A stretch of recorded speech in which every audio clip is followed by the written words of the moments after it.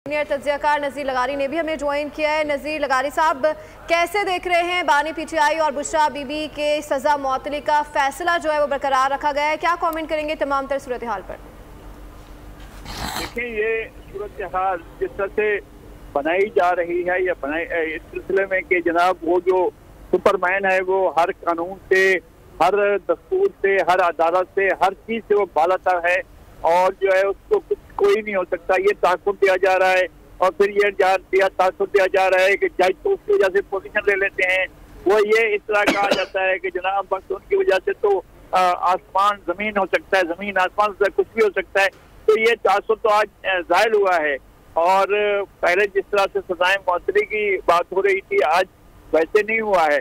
तो इसका मतलब ये है कि उनको जमीन पर आना पड़ेगा और जमीन पर आकर जमीनी हकायक का सामना करना पड़ेगा और उन्हें वो तमाम चीजें जो हैं वो उस तरफ जाना पड़ेगा कि जनाब आप अगर आप इस सोसाइटी में हैं तो इस सोसाइटी के नॉर्म्स है, इस सोसाइटी के उसूल हैं, इस सोसाइटी के अपने पूरे कवायद और ज़वाबित हैं। अगर वो कवायद और ज़वाबित एको आ रही थी, मेरी आवाज पलट के मेरी तरफ आ रही थी। तो अगर आप कवायद और ज़वाबित को मानते हैं तो फिर ठीक है, अगर नहीं मानते हैं तो फिर जाहिर है फैसले अपना रास्ता लेते हैं। और फैसले ने अपना रास्ता लिया है और वो अपना रास्ता लेकर बैठे हुए हैं। अगर उनको गुज़श्ता शब वज़ीर आज़म ने पेशकश की कि जनाब मुज़ाकरात का रास्ता अख्तियार करें, तो फिर उन्होंने कहा कि जी पहले फलां काम करो फिर मुज़ाकरात करेंगे। ये मुज़ाकरात होते ही इसलिए हैं कि आप चीज़ों नताइज तक पहुँचे, आप उसमें कुछ गिव एंड टेक करना पड़ता है। ये चाहते हैं कि सब हमारे हुजूर में झुक जाएं और सारे सरेंडर कर लें और हमारे आकर कदमों को छू लें और फिर उसके बाद जो है हम आगे बढ़ेंगे, तो आगे बढ़ने को तैयार नहीं है। तो उनका नाम जो है वो एक तो हम सुन रहे हैं कि ऑपरेशन पे आज़म इस्तेहकाम है, लेकिन ये इनका जो नाम है जो जेल में है उनका नाम है अदम इस्तेहकाम। वो जब से इस सारी सूरत हाल में हुए, जब उसमें से हटे हैं, वो अब तक जो है अदम इस्तेहकाम के लिए काम कर रहे हैं और उनका कोई भी काम मुल्क के लिए बेहतर नहीं है। मैं समझता हूँ कि ये एक और रियलिटी है कि हकायक अपना रास्ता लेते हैं और आपकी ख्वाहिशें अपना रास्ता लेती हैं। ये एक और चीज सामने आ गई है कि अदालत ने लोगों की ख्वाहिशें, उन लोगों की जो अपनी मर्जी के फैसला चाहते थे, उनकी ख्वाहिशों का ख्याल नहीं रखा।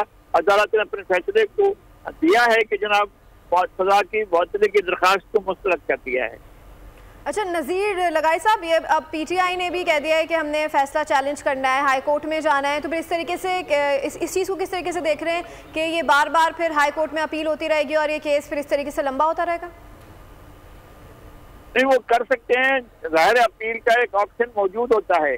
अपील में भी एक पोजीशन है, सोसाइटी ये देख रही है, हम देख रहे हैं कि अदालतों में जो है वो पोजीशन ली जा रही है। जज साहबान जो हैं वो एक पोजीशन ले लेते हैं और बाद लोग अब लोग नाम लेकर कहते हैं कि जनाब फुलान जो है वो फुलान तरफ को हैं और फुलान जो है फुलान दूसरी तरफ को हैं। अब तो एक सूरत हाल ऐसी पैदा हो गई है कि अदालतों के बारे में भी सवाल उठ रहे हैं, लोग सवाल कर रहे हैं कि अदालतों में जज साहबान ने अपनी पोजीशन ले ली है और वो जो है वो आला अदलिया में वो जो है अपनी पोजीशन लेकर बात कर रहे हैं। मेरा ख्याल है कि फिर भी लॉजिक प्रिवेल करेगी। अदम इस्तेहकाम की कुव्वतें, पाकिस्तान मुल्क को अदम इस्तेहकाम करने मुब्तला करने की कुव्वतें जो हैं उनको कामयाबी नहीं होगी। मुल्क बहरहाल इस्तेहकाम की तरफ जाएगा, बेहतरी की तरफ जाएगा और हुकूमत को भी बेहतरी की तरफ जाना चाहिए, डिलीवर करना चाहिए। हुकूमत को ये अमल जो है शुरू कर देना चाहिए मुज़ाकरात का और हुकूमत खुद चली जाए, उसमें कौन सा ऐसा मसला है उनके लिए। हुकूमत जाए, बैठे पार्लियामेंट में वैसे बैठी हुई है और अपोजिशन को बुलाए और उनके साथ जाकर बात करे।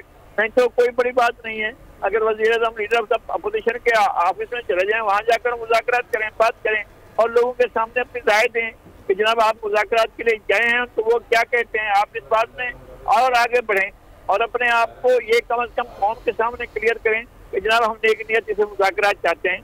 और अगर वो मुज़ाकरात नहीं करते तो लोगों के सामने, अवाम के सामने एक्सपोज हो जाएंगे। अच्छा नज़ीर लगारी साहब, आपने कहा कि हुकूमत को मुज़ाकरात का अमल शुरू कर देना चाहिए, लेकिन उमर अयूब ने तो असेंबली फ्लोर पे कहा कि भाई मुज़ाकरात नहीं हो सकते जब तक कि हमारे पीटीआई के बानी बाहर नहीं आते। भी मशरूत नहीं होते हैं, कोई शर्त आयद का नहीं कर सकता है कि जनाब आप पहले हमारी ये शर्त मान लें। तो मुज़ाकरात किस बात के हैं? अगर आप रिहाई चाहते हैं तो रिहाई तो उसका तरीक़ाकार तो वो है कि अदलिया की तरफ से होगी और अदलिया भी ऐसी कि जो अदलिया बिल्कुल आज़ाद और खुदमुख्तार अदलिया हो, वो जो है अपना दौलतकार किस्म का कोई किरदार अदा करने वाली मशीनरी ना हो, तो वो जो है फिर अदालतों से फैसले आएंगे। लेकिन असल बात यह है कि मुज़ाकरात आपसे क्यों किए जाएं, किस लिए किए जाएं?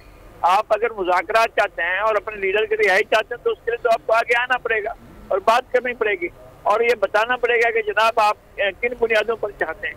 और हुकूमत को भी देखना होगा कि जो केसेस वाकई बनते हैं, हर आदमी ये देख रहा है कि जनाब हुकूमत की तरफ से इन्वेस्टिगेशन बहुत कमजोर है। हुकूमत ने जो है वो अपना पूरा होमवर्क मुकम्मल नहीं किया है। हुकूमत ने खास तौर पर 9 मई के बयान को तौर पर तो बिल्कुल नाकाम बना दिया है। हुकूमत ने कोई किरदार अदा नहीं किया है, खास तौर पर 9 मई के मामले में।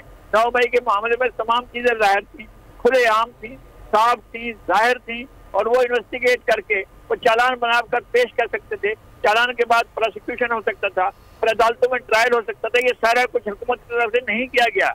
हुकूमत को इस बात को मानना चाहिए कि उसने एक प्रॉपर वो नहीं किया, एक बड़ा काम किया गया था। और फिर सबसे बड़ी शहादत मौजूद थी। जब पूछा गया था PTI के बानी से कि जनाब ये सब कुछ क्यों हुआ, उन्होंने कहा क्योंकि मुझे गिरफ्तार किया गया इसलिए 9 मई हुआ है, और अगर मुझे दोबारा गिरफ्तार किया जाएगा तो दोबारा 9 मई होगा। इससे बड़ी और क्या शहादत हो सकती है? वो इसके बानी भी थे और इसके पूरे के पूरा उनका जहन की ये वो थी, अख्तरात थी और वही इसको लेकर आए थे और वही 9 मई को उन्होंने ही प्लान किया था, उन्हीं की प्लानिंग के तहत हुआ था। तो ये बात तो सामने रखनी चाहिए। हुकूमत इस बात को देख ही नहीं रही है, हुकूमत इस तरफ जा ही नहीं रही है, तो प्रॉपर ना इन्वेस्टिगेशन कर रही है ना प्रोसिक्यूशन कर रही है, तो जाहिर है हुकूमत सहूलतकार बनी हुई है। ठीक है, नज़ीर लगाई साहब हमारे साथ ही मौजूद रहेगा। सब्सक्राइब करें और बेल दबाएं ताकि कोई खबर रह न जाए।